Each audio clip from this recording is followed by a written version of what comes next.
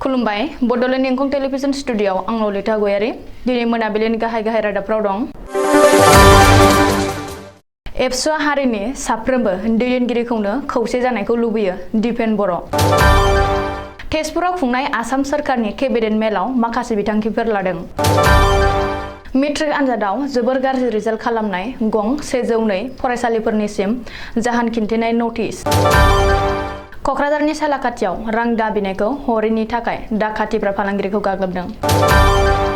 रन्जन दैमारिजों लोगोसे एनडिबिनि सोद्रोमाफ्रा जोबथेसालिनिफ्राय उदां जानांगौनि थाखाय बरखाला नबदिहिरा गामिनि रायजोफ्रा बाथौ आर'ज खालामदों। मानास माहारियारि पार्कआव बिटिआरनि गाहाय प्रमद बर'नि दैदेननायाव सावरायलायदों। फाके हागायाव हाग्रानि मैदेरा सासे रान्दि आइजोनि थाग्रा न' आरो गोबां मुवा बेसाद खहा खालामदों। क'क्राझार साइन्स कलेजनि अडिट'रियाम हलाव बनसुनि दैदेननायाव माहारियारि सावरायमेल। दानिया फैदो आबुं रादाबाव।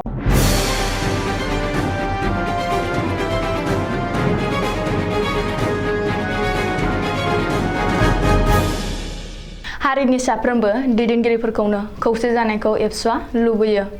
बे बाथ्राखौ बुंदों एबसुनि आफादगिरि दिपेन बर'आ। मख'नो गोनांदि दिनै एबसुनि बानजायनायाव बिटिआर गोजोन गोरोबथानि दफाफोरखौ मावफुंनाय आरो बारग' एनडिबि फोरनि जेंना सुस्रांनायनि सायाव मोनसे जर'खा सावरायमेल जुथुमदोंमोन। क'क्राझार नोगोराव थानाय कमार्स कलेजनि सावराय नब्लाङाव खुंदों बे जर'खा सावरायमेलखौ। हाबाफारि बायदियै फुंबिलिनि गोथार आर'जखौ जागायनानै सावरायमेलखौ मासि लानानै दैदेनो मेरु एबसुनि लेङाइ आफादगिरि खोरोमदाव औवारिया आरो हाबाफारिनि गुबै थांखिखौ बेखेवनानै होयो मेरु एबसुनि आफादगिरि दिपेन बर'आ। बबेखानि एबसुआ हारिनि साफ्रोमबो दैदेनगिरिखौनो खौसे जानायखौ लुबैयो होननानै एबसुनि आफादगिरि दिपेन बर'आ सावराय जथुमनि गुबै थांखि बेखेवनाय बिबुंथिनि गेजेरजों बुंथियो। मख'नो गोनांदि बिटिआर गोरोबथानि दफा मावफुंनाय आरो बारग' एनडिबिफोरनि जेंगोना सुस्रांनायनि बागै सावरायनाय दिनैनि बे जर'खा सावरायमेलाव बिटिआर गोरोबथानि सागानगिरि फारियै एनडिबिनि आफादगिरि बिटिसिनि लेङाइ गाहाय आरो अदालगुरिनि एमएलए गबिन्द चन्द्र बसुमतारी, सानजा क'क्राझार बियाबनि एमएलए लरेन्स इस्लारि, एनडिबिएसनि आफादगिरि आरो एमसिएलए सायखं बसुमतारी आरो गाहाय नेहाथारि आरो बिटिसिनि इएम रन्जित बसुमतारी, एनडिबिनि आफादगिरि धीरेन्द्र बर', गाहाय नेहाथारि अनजालु बसुमतारी आरो एससिएस अफिसार नरेन चन्द्र बसुमतारी मोना बिबुंथिगिरि महरै बाहागो लायो आरो गावबा गावनि नोजोरफोरखौ गेबेङै फोरमायलायो।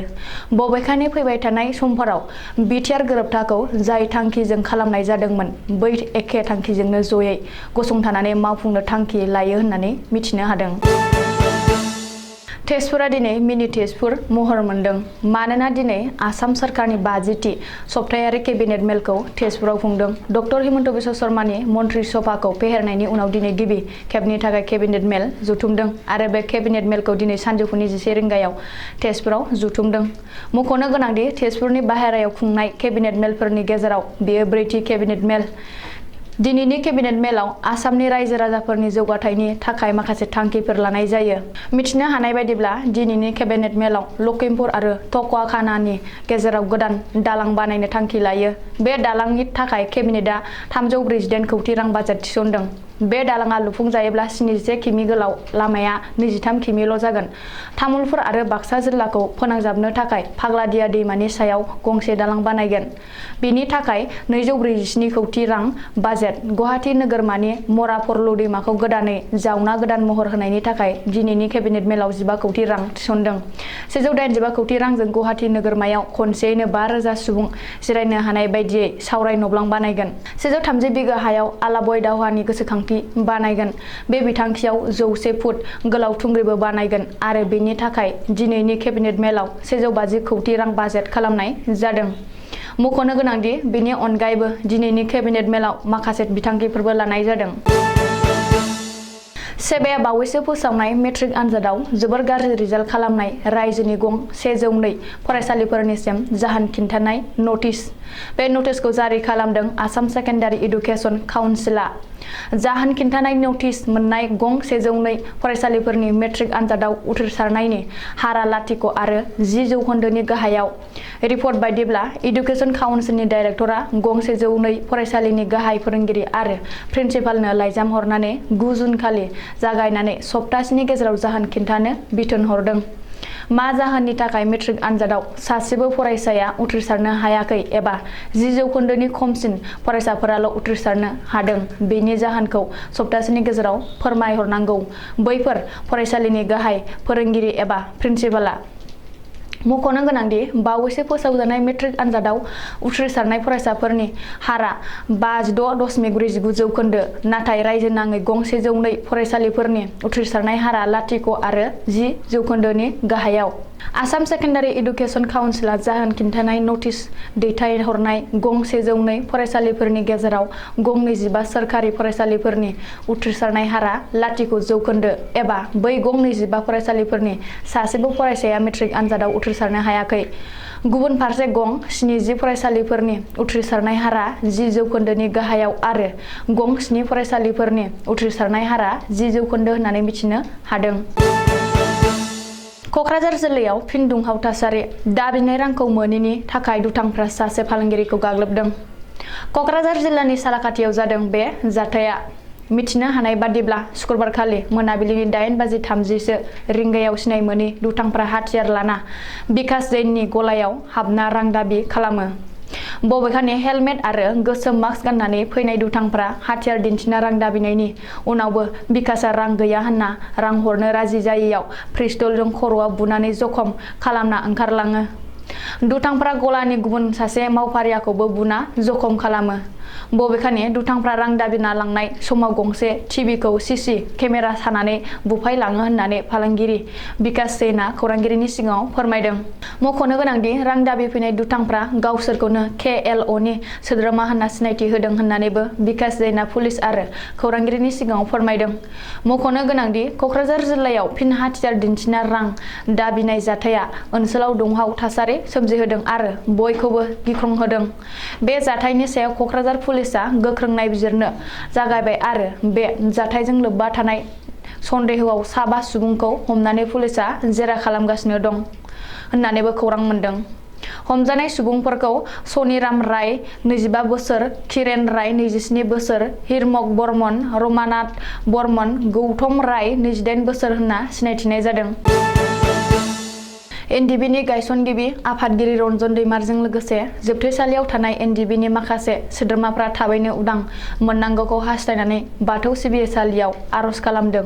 सिमला थानानि सिङाव थानाय बरखाग्रा नबदिहिरा गामिनि रायजो राजाफ्रा बरखाग्रा नबदिहिरा गामिनि रायजोफ्रा गाहाय दौरि आरो गासै बाथौ सिबियारिजों लोगोसे जेवारि आर'ज हान्जाखौ लानानै बाथौ सिबिसालियाव एनडिबिनि गायसनगिरि आफादगिरि रन्जन दैमारजों लोगोसे आफादनि सोद्रोमाफोरा जोबथेसालिनिफ्राय थाबैनो उदां मोननांगौनि थाखाय आरो बयनिबो गोजोननि थाखाय आर'ज गाबदों। मख'नो गोनांदि दिनैबो नबदिहिरा गामिनि बाथौ सिबिसालियाव गाहाय दौरिनि दैदेननायाव जेवारि आर'ज हान्जाखौ लानानै गामिनि रायजो राजाफ्रा एनडिबिनि गायसनगिरि आफादगिरि रन्जन दैमारजों लोगोसे एनडिबिनि थान्दैफ्रा जेलनिफ्राय थाबैनो गनानै गोजोनै उदां अखोराङाव फैफिननांगौखौ हास्थायनानै खाम जथा सेरजा दामनानै आर'ज गाबनायनि गेजेरजों आफा बोराइ बाथौनि सेराव आखाइ खबजोबै गुग्रुब खुलुमदों आरो सोरजिगिरि इसोरखौ रन्जन दैमारिजों लोगोसे जेलाव थाफानाय माखासे केडारफोरनि जिउआव सोरां हरनो खावलायदों।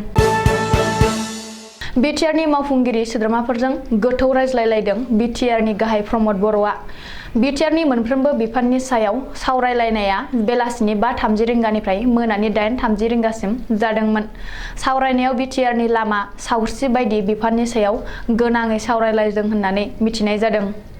सावरायलायनायाव बिटिआरनि मोनफ्रोमबो बियाबाव मोनसेयै अडिटोरियाम हल, मोनफ्रोमबो बियाबाव मोनसेयै स्टेडियाम लुनायनि सायाव फोरमायो। क'क्राझार जिल्लानि गसाइगाव महकुमानि सिङाव थानाय पाकिहागा गामियाव हाग्रानि मैदेरनि उदखार रायमना नेशनेल पार्कनिफ्राय आदार नागिरना ओंखारबोनाय माबा हाग्रानि मैदेर फालोआ पकिहागा गामियाव मैया बेलासिनि 5 रिंगानिफ्राय दिनै फुंनि 3 रिंगासिम उदखार खालामदों। हाग्रानि मैदेर फालोआ सुमिन हासदा मुंनि सासे रान्दि आइजोनि थाग्रा न'आव गाग्लोबना थेर-बेथेर खालामदों। मैदेर फालोआ रान्दि आइजोनि माइरं दैरं मैगं थाइगंजों लोगोसे माखासे जाग्रा मुवाफोरजों जाजोबलांदों होनना मिथिनो हादों। रिपर्ट बादिब्ला मैदेरनि गाग्लोबनायाव खहा जानांनाय रान्दि आइजोनि न'खराव सुलाद लाहैदों। साबकाटा पुलिस आउट पस्टनि बिबानगिरि शिबा प्रसाद कलिताया आरो रान्दि आइजोनि सुमिन हासदानो राङारि अनसुंथाइ होदों। बिनि अनगायैबो दुखुथिया सुमिन हासदानो लोगोसे गामिनि सुबुंफोराबो अनसुंथाइ होदों। बड' नेशनेल स्टुडेन्ट इउनियन एबा बनसुनि बानजायनायाव आरो BGSM all India Bodo' peoples national league for Bodoland statehood बर' रेबग्रा जथुमनि थाफानायाव क'क्राझार साइन्स कलेजनि अडिट'रियाम हलाव आथिखालनि थासारिखौ लानानै मोनसे सावरायमा मेल खुंदों। बे सावरायमायाव बे हाया आंखौ सिनायो आरो indigenous land rights with special reference to Bodos बेफोर आयदाया जागायगा मोनदों। पद्मश्री डक्टर मंगलसिं हाज'वारिनि मासि दैदेननाय बे सावरायमा मेलाव फुंखा सुबुं महरै बाहागो लादोंमोन।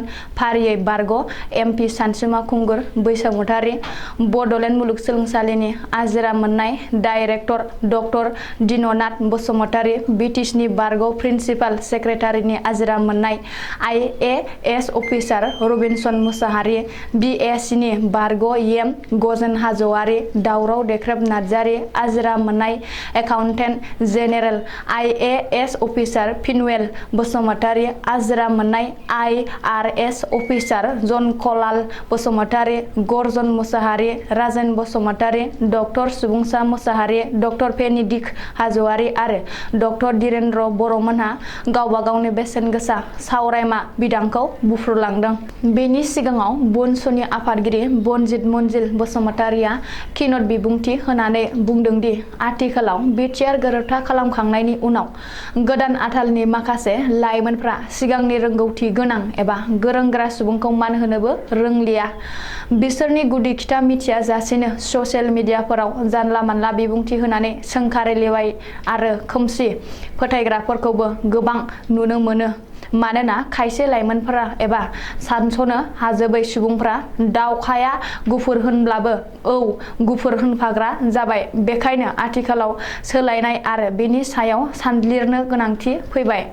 बेनि उनाव BTSनि बारग' डेपुटि चिफ खाम्फा बरगयारि BTSनि सोमोन्दै आरो बिटिआरनि सोमोन्दै गुवारै बुफ्रुनानै बिटिआरआव जेबो गैया आरो बेजों बर' हारिया जेबो मुलाम्फा जायाखै आरो इयुनाव जेबो मुलाम्फा जानाय नङा होननानै बुंथियो। दिनैनि रादाबा एसेनोसै। गोजोन्थों।